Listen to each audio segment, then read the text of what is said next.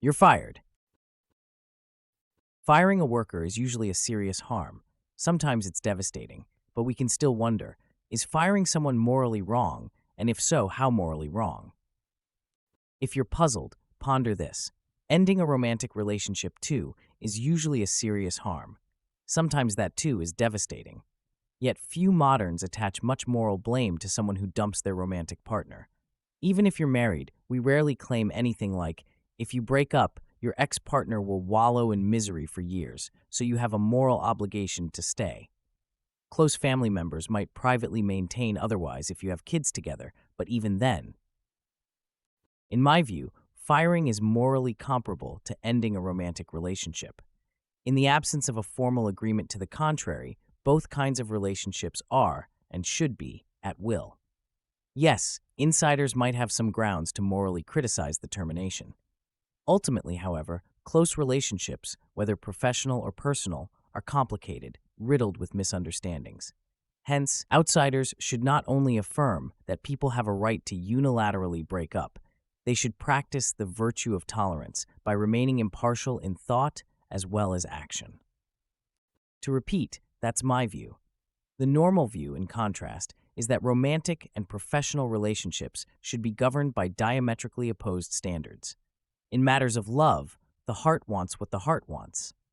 On the job, in contrast, governments should protect workers from employer abuse, and even if the law says otherwise, firing someone who's performing their job adequately is morally suspect. While this normal view is now widely shared, it's still closely associated with the left. When freedom of contract had more appeal, the left strongly argued that employers' freedom to fire was tantamount to the freedom to oppress workers.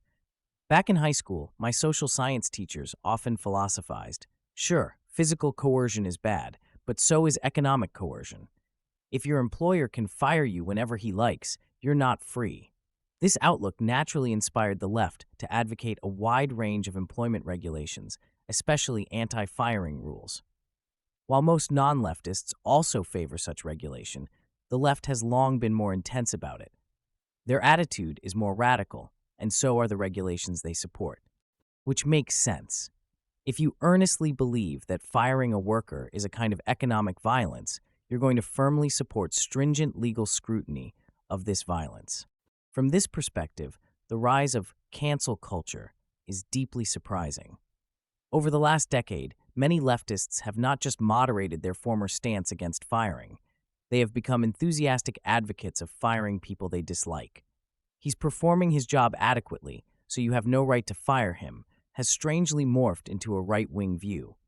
If you don't believe me, just start making insensitive remarks about race, gender, and sexuality on social media and see how your career goes. I was perfectly civil at work. I only offended on my own time is now a frail defense. Even if your boss and coworkers adore you, plenty of left-wing activists will still pressure them to sack you. Again, I have no principled objection to firing workers for their political views.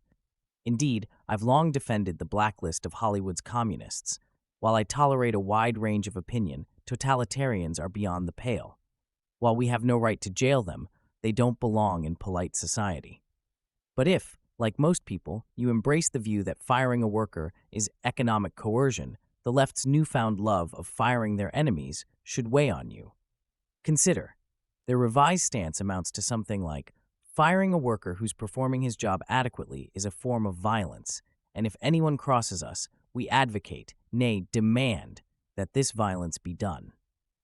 To be fair, many leftists have yet to revise their stance.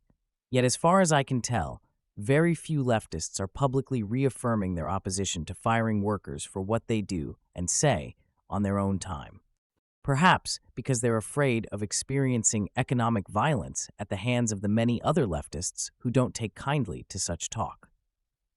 July 13th, 2020.